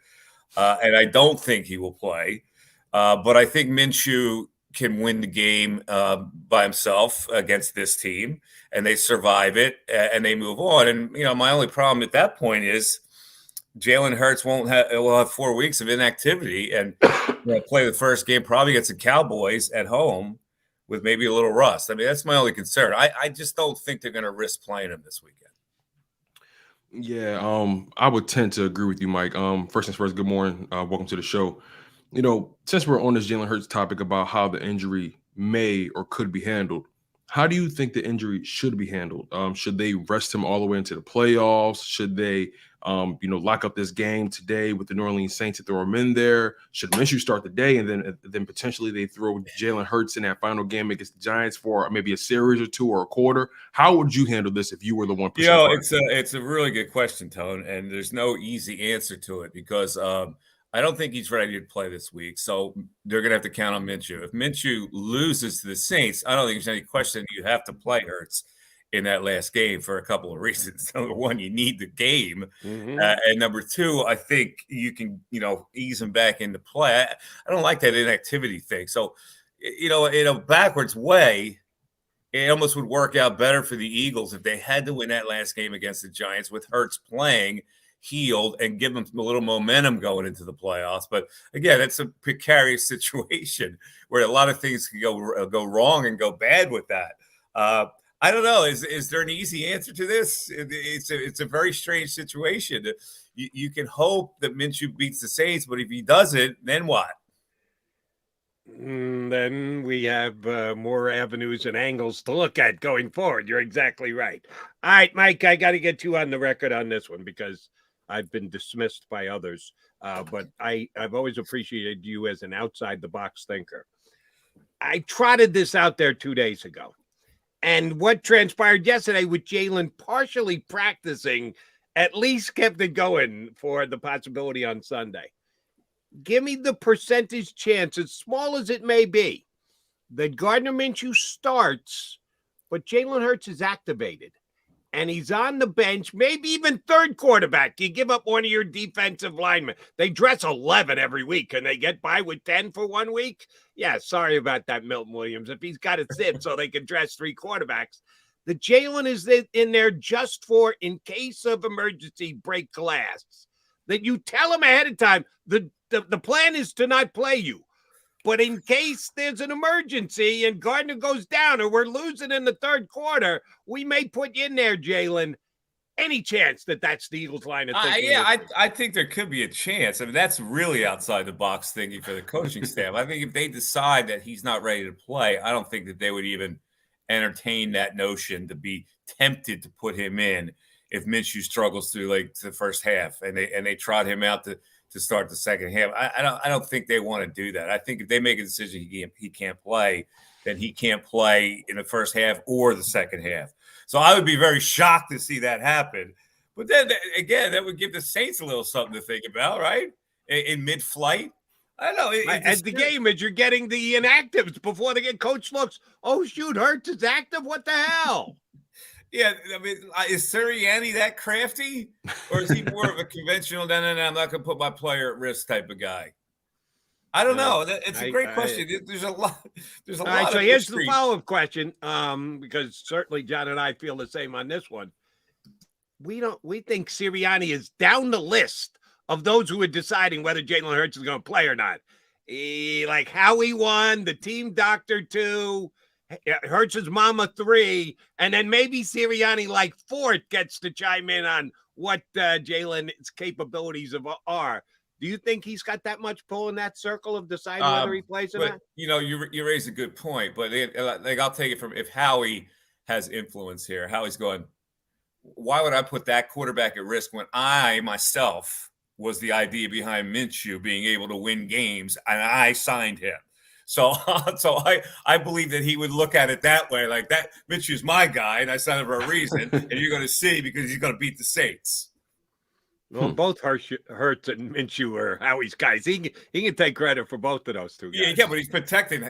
He's got to protect Hurts now because he sees that Hurts is his franchise guy, and Minshew's a throwaway. He's not going to be there next season, so he could throw Minshew in there and say, "See how smart I am? I just won with Minshew. Thank you very much, Gardner. Here's some parting gifts."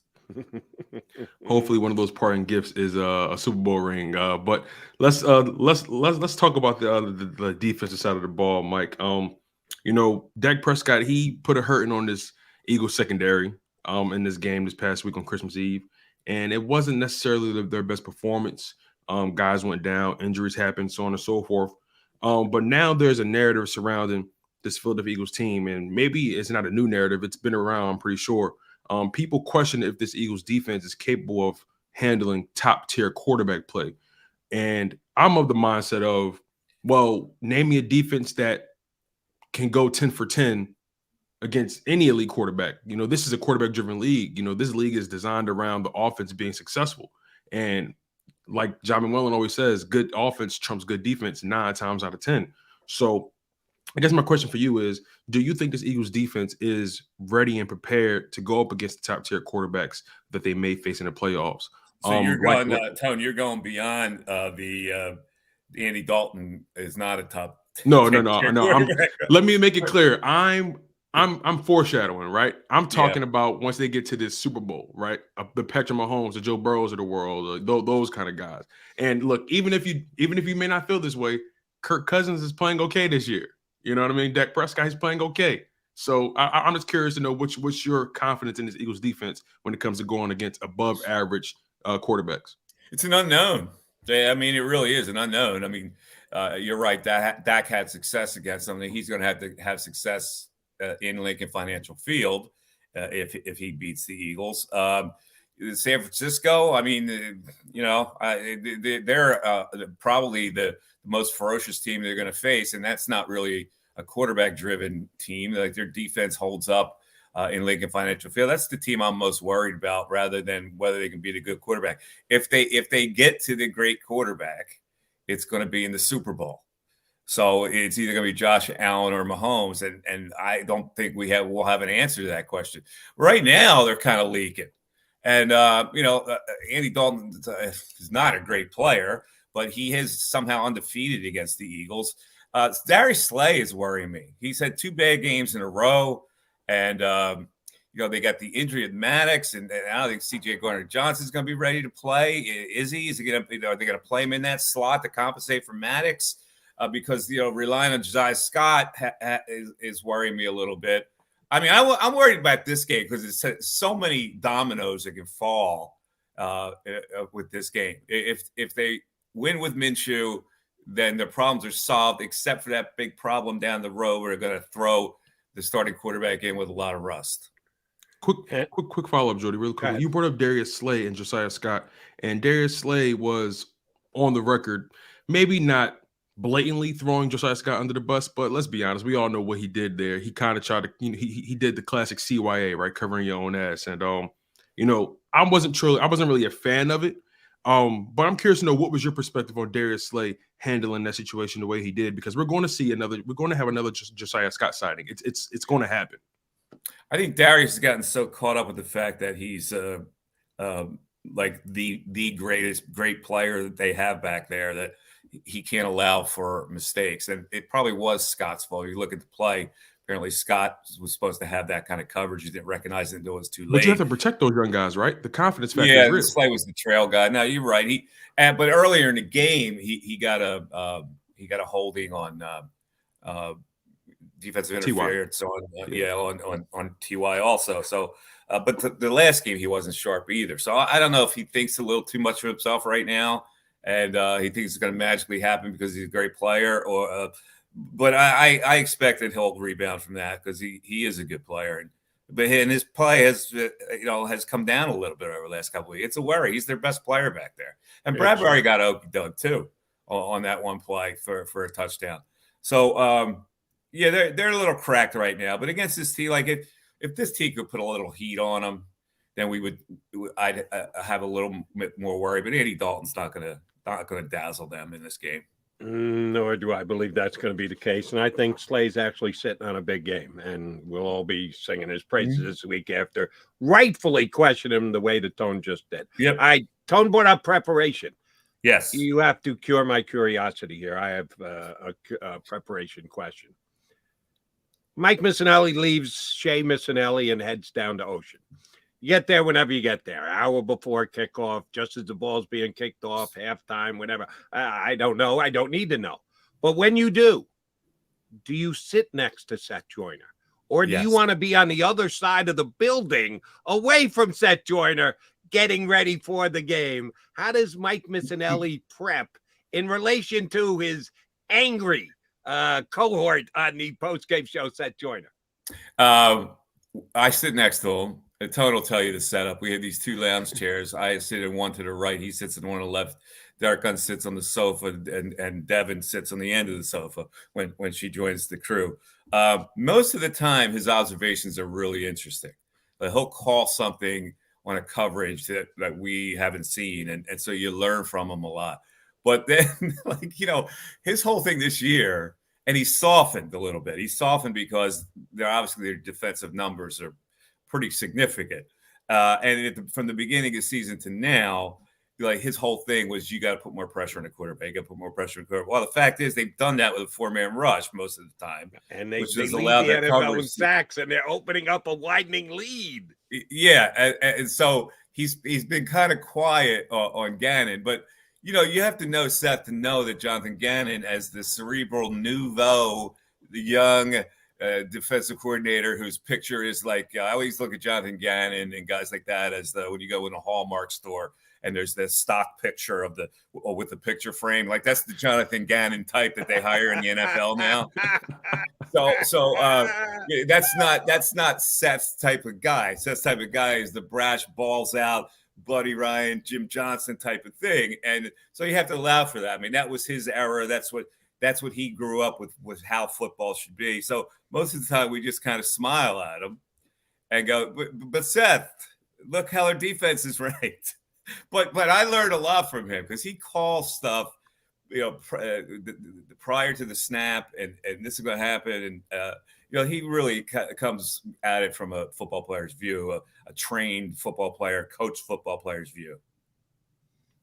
Yeah, I'm thinking about this coaching staff. You brought him up. Seth always gives Jonathan Gannon a lot of hell, and it's one of the funniest things to listen to be quite honest with you. But despite this 13-2 record, this coaching staff doesn't have any experience in dealing with a deep playoff run.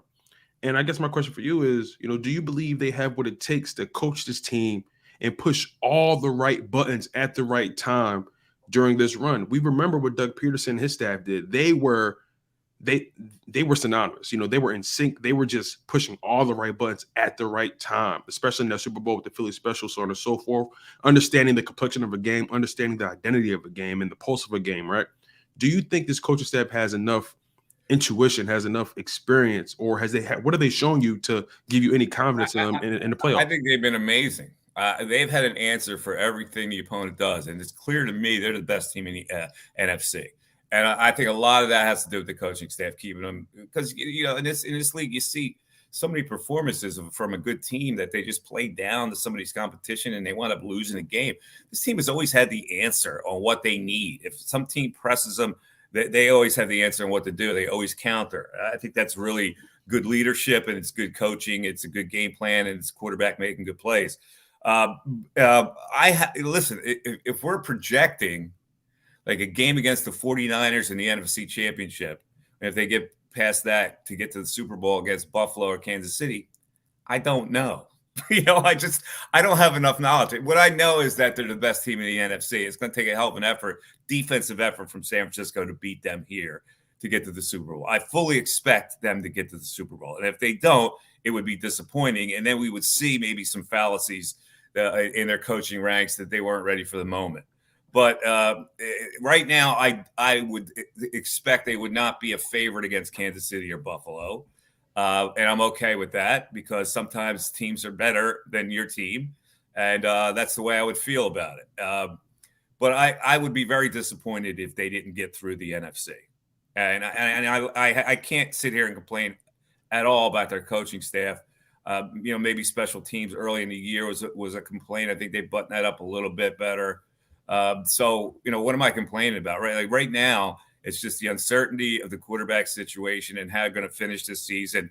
It's a little bit of the secondary because of their injuries and how they're going to have to compensate for that. But I still think that they're the best team in the NFC. And I'm curious to know, I can throw it to you guys. San Francisco comes in here. The Eagles would have to be the favorite, right? Yes. Today, if you're asking me to make a line today, I'd have to make the Eagles as a favorite. Brock Purdy has 3 more games like the last 3 games he had, and I might have to reevaluate that. But today, Eagles are the favorite against the 49ers. All right, Mikey, I'm going to take you over to the AFC, that potential Super Bowl opponent. My tongue is only partially implanted in cheek here. What if it's Dougie P? The Jaguars are in position to make the playoffs. All I got to do is beat that Tennessee team that I watched last night. Yeah, Joshua Dobbs, nice story. Kid loves aeronautics. Comes in after only 8 days. Is better than the first-round draft pick they made, but that's not saying much. He couldn't even throw for 100 yards. I think they're going to beat Tennessee in 2 weeks, which means they're going to make the playoffs, which means they're going to get a home game because they're a divisional winner. What if Dougie P is standing there on the other sidelines in Arizona? How the Eagles going to handle that, Mr. Ellie? Dougie P has no shot to get into that game. Come on, Jody. Stop with that. Well, I thought you were going to go with the other. Lawrence is the real deal, Mike. No, stop. They're not getting anywhere. Well, I thought you were going to go with the other scenario that everybody's talking about now, which is that Carson Wentz rescues the Commanders. They beat the Vikings, and then the first game is Wentz at Lincoln Financial Field against the Eagles. That's where I thought you were going to go with it. Now, that would be interesting. Wentz would get pummeled in that game, but that would be kind of an interesting scenario, right? The Vikings are like so flimsy. They're just such a survivor team. It wouldn't surprise me if the Commanders could win that game. But, this Wentz thing is it's very ironic that he's coming back now to rescue the Commanders. It is. It's honestly hilarious. He's a guy, in my opinion, that's just fallen from grace tremendously, and I don't see any way of climbing back. We talk about teams who have so many quirks about them that it's kind of hard to believe in them, but at times it seems like the Eagles' own fan base, they struggle to be all in, at times. And you've covered this game, you've covered this team, you've covered this fan base for a long time, Mike, and I have to get your perspective on this. Why does it always seem like this fan base, this city is always waiting for the one shoe to drop when it comes to this Philadelphia Eagles team? Yeah, well, I agree with that. I don't know if it applies to this team, though. I think that the majority of people really appreciate this team and think they're pretty good. But in general, the sky is falling mentality is a classic Philadelphia thing. That I told them I spent like 25 years trying to turn that around, and I was unsuccessful doing it on a daily basis. I don't understand the insecurity of people. We know when a team's good, when a team's not, right? This team's pretty good. I think most of the people that follow this team know they're pretty good. And they look at the rest of the league and they say, well, who's better than them in the NFC? They must be the best team in the NFC. So I think that is what the prevailing attitude is this year. But you know why we do this. There's been so many disappointments. There's been so many bleak years. We're a major market, and we expect that we should be. It's like me. I suffer with the Penn State thing that way. It's like, Penn State's a good program, and people seem to be satisfied. They're not as good as Ohio State and Michigan, and it makes me nuts, right? So, but I know they're not as good as Ohio State and Michigan, so I don't get devastated when that happens. So I think we're just a little bit of an insecure fan base because of stuff that has happened in the past, and we don't recognize sometimes that maybe we're just not good enough in a certain thing. We accepted the Phillies thing, right? The Phillies lose to the Astros. Most of the fans in this town were resolute about, well, you know what? The Astros are probably better. So it wasn't as much of a heartbreak. And if the Eagles lose the Super Bowl to Buffalo or Kansas City, I think most people will be realistic to think, man, you know what? We probably weren't as good as those two teams, but we just need a little more, and we will be. That's an intriguing thought. Let's just hope we get there so we can have it at that time, the debate thereafter leading up to. And yeah, then it's funny, the national, I think people here are really ticked off at the national perception, even though they might believe the same thing. They hate the like, for instance, the ESPN and their power rankings. Oh, their stupid computer rankings. Yeah, they've been tweaking Philadelphia all year long. I'm convinced Jerry Jones has a stake in ESPN somewhere. I'm telling you. But this week, the Eagles are 2. The athletic counters, by making the Eagles 4 to power rankings, they vault the Cincinnati Bengals ahead of the Eagles. Now, the Bengals are a nice team. They've come along. They shouldn't be ranked ahead of the Eagles as far as power rankings go. So that's the kind of thing to get this provinciality that we have that we're never taken seriously. Those kind of things matter more than actually not believing in our team. And shame on us for even listening, because power rankings mean 0.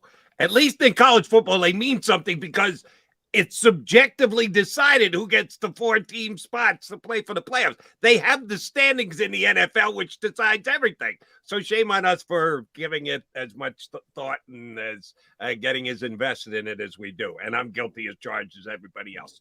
By the way, the quarterback that the Eagles desperately wanted is going to beat the quarterback that they dismissed this week. Deshaun Watson goes into Washington and beats Carson Wentz, which will throw everything in even more of a tizzy, which will be fun for all of us. Yeah, you think that's going to happen? Yeah.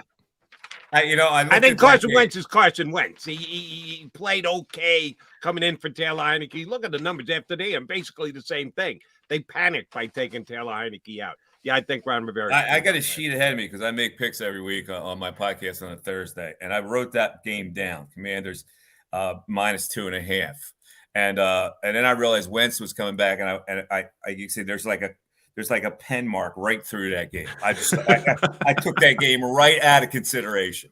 Very good, smart on your part. All right, this week against the Saints, we talked about Dalton.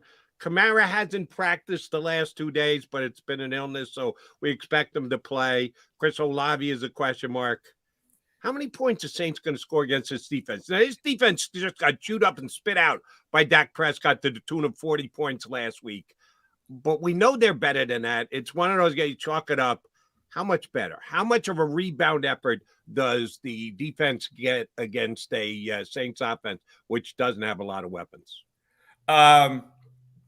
I think the defense will be good against this team. I don't think the Saints are going to score a lot of points. However, I wonder how many points the Eagles can score here, because the Saints had this weird statistic where they're really good, one of the tops in the league against teams who get into the red zone. So I don't really know what that means. They hold a 48% scoring percentage or something, which would surprise me. But listen, if Kamara is not going crazy, and he had they're 5-1 when he rushes for 100, when the team rushes for 130 yards or something like that. So Taysom Hill's been getting some carries, all that stuff. They would have to do that. I mean, to have a fighting chance in this game, because I don't think Andy Dalton, with his weapons, has enough to beat the Eagles down the field. So it's the same template that the teams that try to do it against the Eagles: control the clock, run the ball, keep the Eagles offense off the board. But I don't think this team has that kind of firepower. So, I look at the Eagles like a 27-13 piece. Yeah, the only way people can beat the Philadelphia Eagles, the only way teams can beat the Philadelphia Eagles is if the Philadelphia Eagles beat themselves, and that's if they turn the ball over, right? And two players who have directly contributed to turnovers who are currently in the doghouse right now are Quez Watkins and Miles Sanders. And, those two guys truly need to have a bounce back week. Miles Sanders probably more likely has a chance of doing that because he's the main running back. Quez Watkins maybe not so much because he's wide receiver 3. But this question more so is for Quez Watkins. Should the Eagles consider giving Zach Pascal more reps over Quez? Because Quez has shown an inability to be a disciplined route runner, if you ask me. And this isn't a Quez Watkins bashing session, but Quez Watkins, I watch him and I see a guy who rounds off his routes. I see a guy who doesn't play the position strongly. I see a guy who doesn't attack the ball. I'm curious to know what your perspective on Quez Watkins, and maybe you could throw in your perspective on Miles Sanders and his bounce back as well. Yeah, you're right about Quez Watkins. I mean, last week we saw that he wasn't tough enough on a couple of throws, and he's going to have to get tough. And maybe the coaching staff looks at that, so we can't afford that. Now he is option 3, and he can make some big plays. So they got to balance that against what Pascal brings them. I wouldn't be surprised to see them make that kind of a move. He's going to have to learn to get tougher. I mean, that's the one thing about Quez Watkins. He's going to have to learn to catch tougher and get his hands tougher and his body. The way A.J. Brown shielded, he's not as big as A.J. Brown, but he's got to use his body more to get tougher to make those catches. Miles Sanders worries me because he was a fumbler at one point, and that was a knock on him, especially when he was at Penn State, even though he was dynamic. I worry about running backs that fumble in a couple straight games, whether that's in their head again. And whether now they I can't fumble. When you do that, you kind of play more protective and you're more likely to fumble. That's the way I've always looked at it. So, yeah, I'm concerned about that. I think this has to be a bounce back week. I think they'll get plenty of opportunities. The Saints aren't good against the run. I would expect that they would, with Minshew, they would run right at him a little more. So we'll see. All right, Mike, 2-part question. Eagles versus Giants next week. This week's results are what they are, and you can project and predict, or you can just let them be. Eagles versus Giants next week. The starting quarterback for the New York Giants is who? Oh, you don't think that they'll play Jones? If they win tomorrow or they win on Sunday, they lock up a playoff spot. They can't get any higher. They can't go any lower. They win, they're in, and there's really not a whole hell of a lot to play for in week number 18. Who's their starting quarterback? I think they'd still start Jones and maybe have a like playing for a half. I don't really. I haven't given that much thought because I think if the Eagles lose, that Jalen Hurts is going to have to play against the Giants. So I don't know. I would think they would start Jones just to keep it going. You know. The reason why I bring it up, because you were on the air at the time on the Fanatic. You remember how nuts Giants fans were? How dare Dougie P put Nate Sudfeld into the game with playoffs on the line, blah, blah, blah. Yeah. If the Eagles lose this week and Tyrod Taylor is the Giants' backup quarterback and he starts with the possibility that the Cowboys could win it all and more than Minnesota and or San Francisco, how dare you go to your backups? The integrity of the National Football League. That's all we heard from Giant fans, right? Yeah.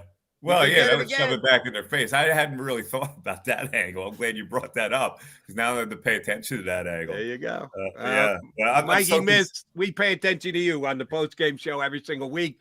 Please give D-Gun. Well, I know Tone can, but I'm asking you to do so. It comes from you. It means a little bit more. Tell D-Gun, Seth, and Devin that I send my regards. I'm going to bring Seth a nice bottle of bourbon. He's a bourbon connoisseur. So, maybe I can give him a sip to calm him down for Good luck with that. Mike, thanks. We appreciate you jumping in, big guy.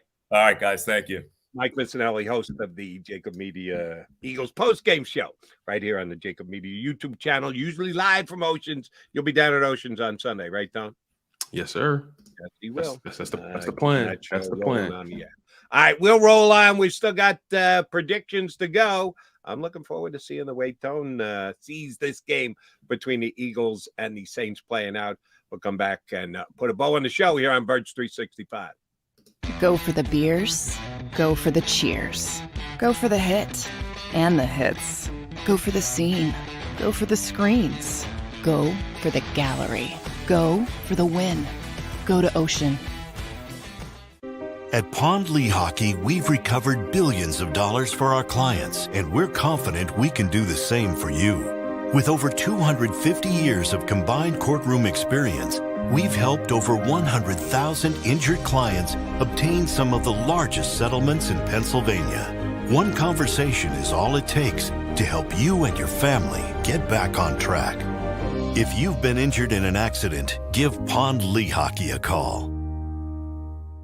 Number 1, Jeff D'Ambrosio. Destination Downingtown is rolling back prices for a December to remember. For a limited time, you can own, not lease, brand new 2023 Jeep Wranglers for only $30,995 or $339 per month. New Rams starting at only $30,995 or new Ram 1500 Bighorn Crew Cabs $189 per month. Zero down can deliver. Get the price you want, the selection you need, and the VIP treatment you deserve. Jeff D'Ambrosio, Destination Downingtown, Big Finish Sales Event.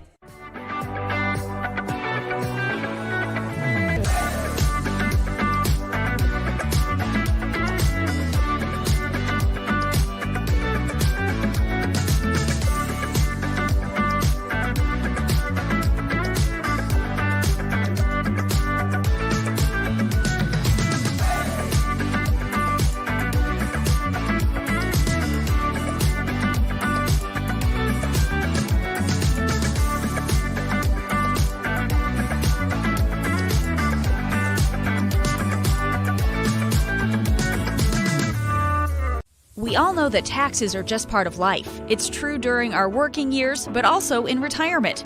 But what you might not know is up to 85% of your Social Security benefits might be taxed. Our team at Thrive Financial has helped retire thousands of people across the Delaware Valley by asking questions they never knew they needed to ask, including how their Social Security benefits might be taxed. It's time to be proactive on taxes. Get your Thrive Retirement Tax Playbook today.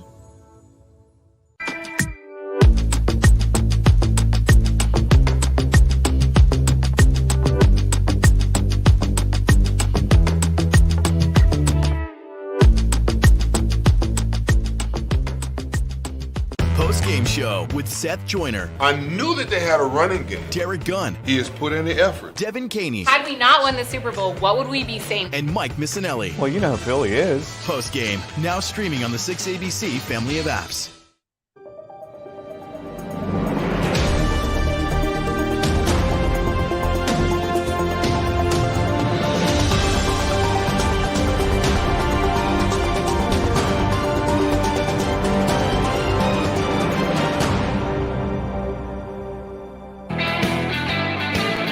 All right, coming down the home stretch here on Birds 365, going in for Johnny Mackey. Had to go off early to Eaglesdom to potentially get some inside information from the coach. You know how it works.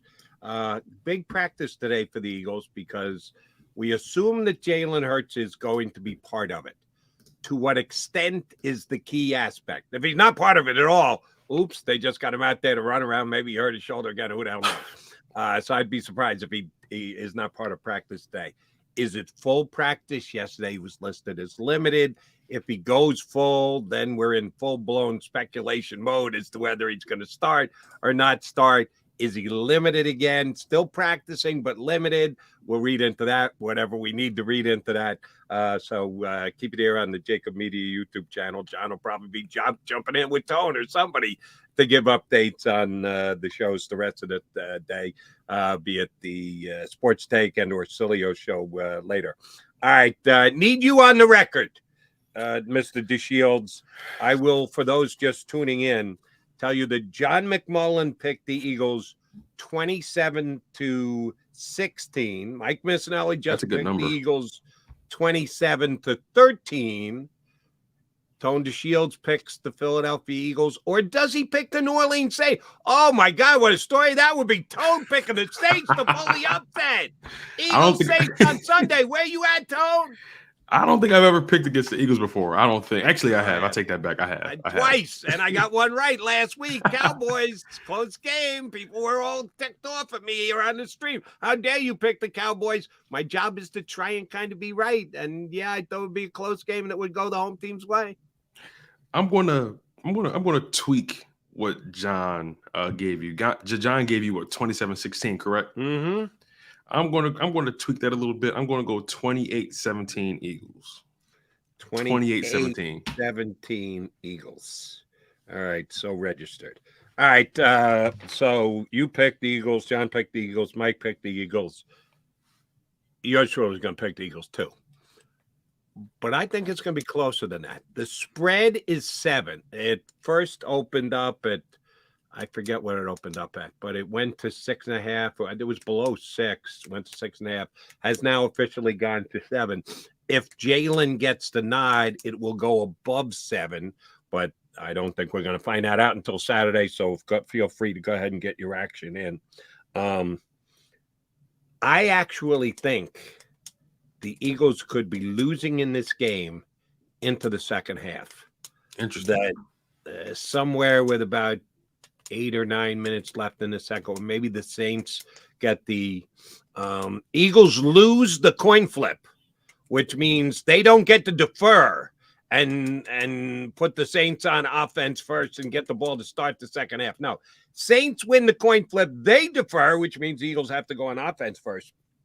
And then the Saints started the second half, get the ball, and actually go down and score against the Eagles defense going into the second half to put themselves up 17-16.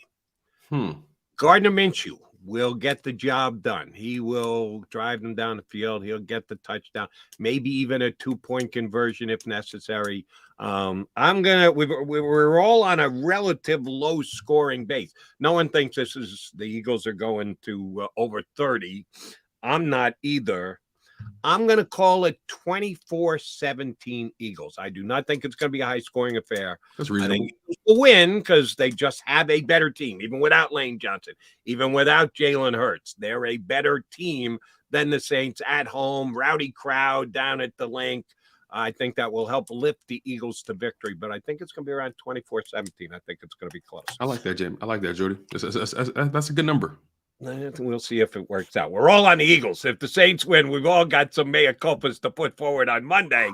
We'll see how easily the Eagles win on Sunday. All right, good job by you filling in for Johnny Mack. We got the football playbook coming up next. Tone will be hanging around with Saratella as well, so keep it right here on the JAKIB Media YouTube channel. Don't forget the post-game show on Sunday with our boy Mikey Mitz and Seth and D-Gun and Devin. Smash that like button, you guys. Don't forget that. Hit the like button on the way out the door. I know you don't like me, but you can go ahead and like Tone. He's a good dude. So hit that like button before you get out of here. It should be fun watching the Birds. We'll be back here on Birds 365 to start 2023. Yes, let me, for everyone at JAKIB Media, even though they probably don't want me doing it, but I'm going to take the opportunity to do so. Anyway, we want to wish everybody a very happy new year. And thank you very much for 2022.